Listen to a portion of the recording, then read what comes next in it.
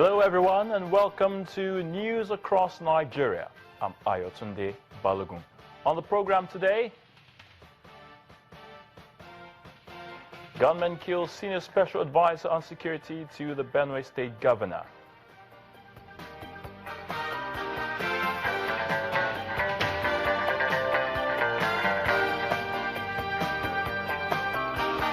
Governor Abiola Jumobi sues for peace between farmers and herdsmen in Oyo State.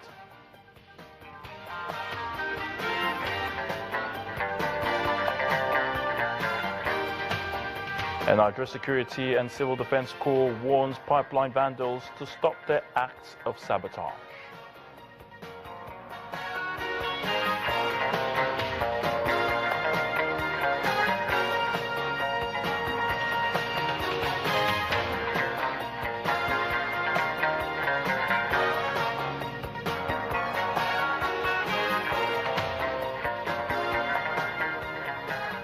We kick off the show with some legal matters now. Well, the Federal High Court sitting in Lagos has sentenced a former Director General of the Nigerian Maritime and Safety Agency, NIMASA, Raymond Omashe, to 5 years in prison.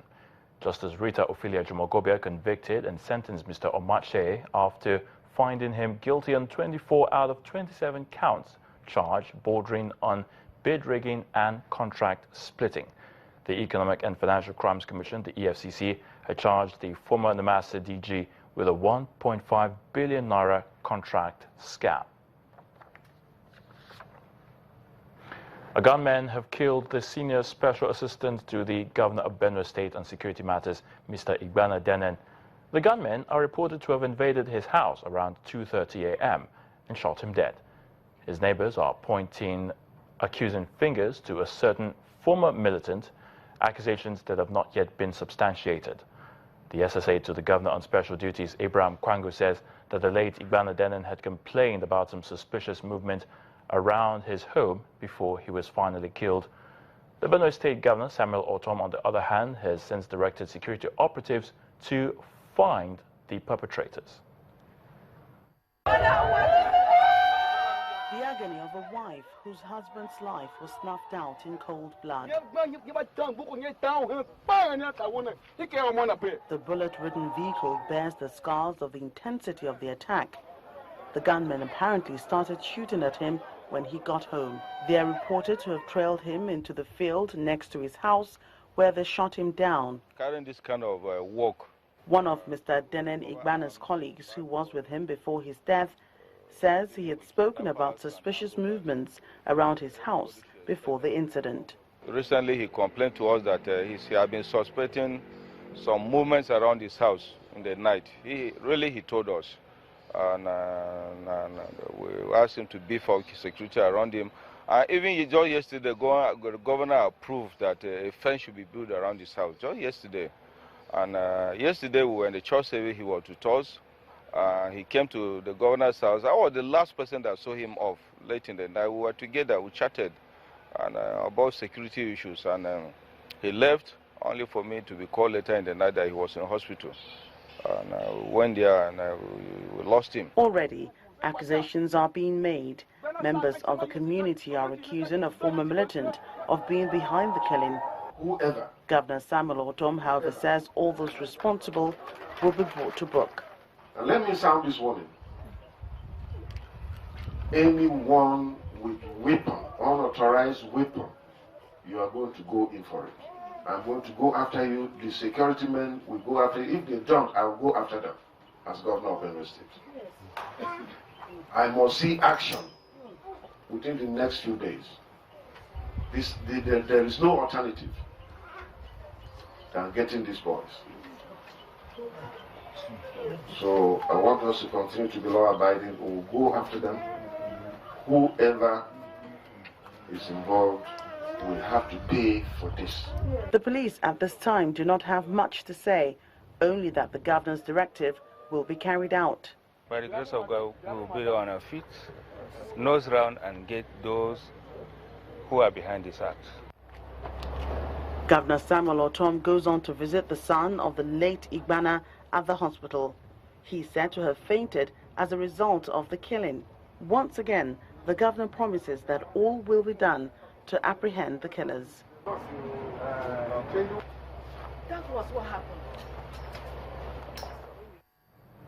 The Victim Support Fund has commenced assessment of destruction of public buildings by Boko Haram terrorists in the affected northeast states of Adamawa, Borno and Yobe. While on a visit to Yobe State, the executive director of the trust fund, Mr. Sunday Ochocha, says the assessment tour is to ensure that returnees have a comfortable place to stay after experiencing months of insurgency. This is the aftermath of Boko Haram terror attacks on many villages in Yobe State, northeast Nigeria. Dilapidated structures ravaged by high-powerful explosions. Schools, hospitals, and even local government offices in the area were all destroyed.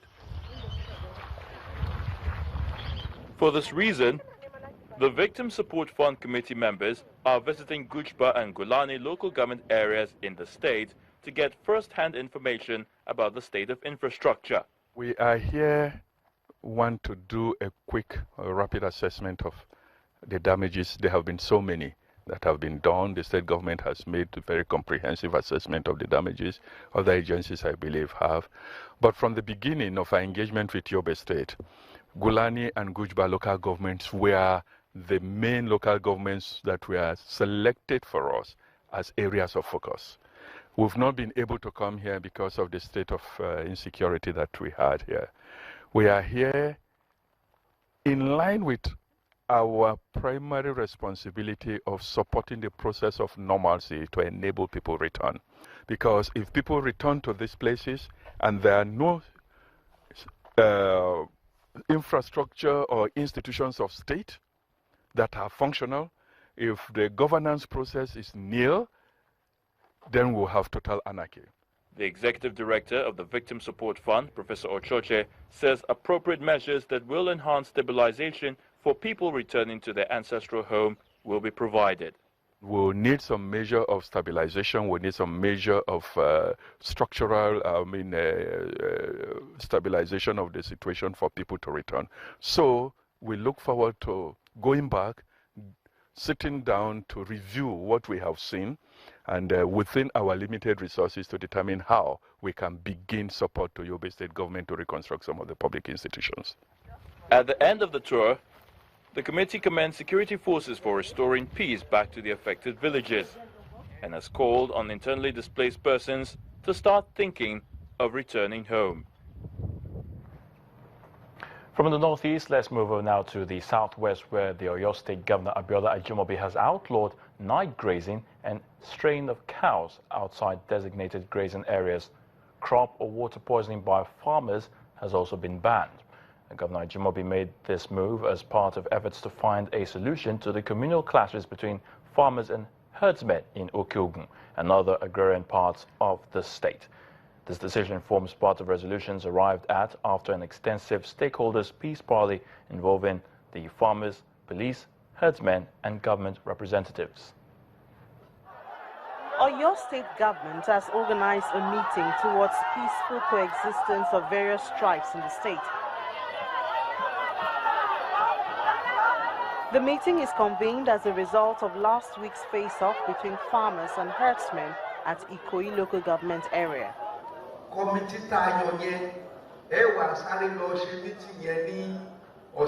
At the forum, the governor orders the formation of peace committee amongst various groups to deliberate on security challenges. We are all Nigerians, first and foremost. Not only that we are Nigerians, Oyo State is known as a state that is very accommodating, particularly of the Fulanis and Hausa communities. They've been there for years.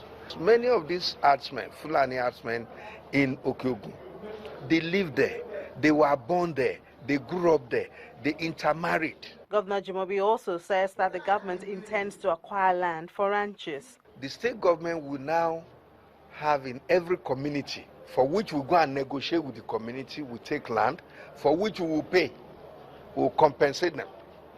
And then the state government will own that land and provide all the necessary infrastructure for grazing, for pasturing. The Commissioner of Police, Adeleye Oyebade, urges the governor to sponsor a bill that will ultimately resolve and prefer punitive measures towards grazing problems.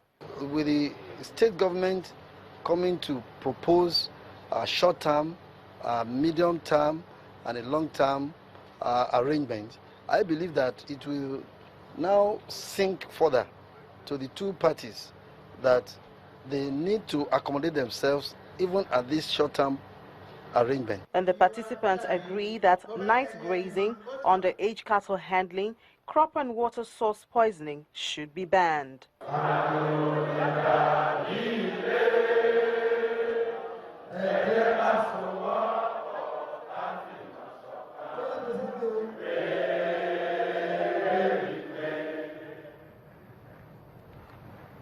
When we come back on the program News Across Nigeria, it's off to Kano State, where some youth and civil servants have bared their minds on government's decision to hike the price in petrol. To join us again.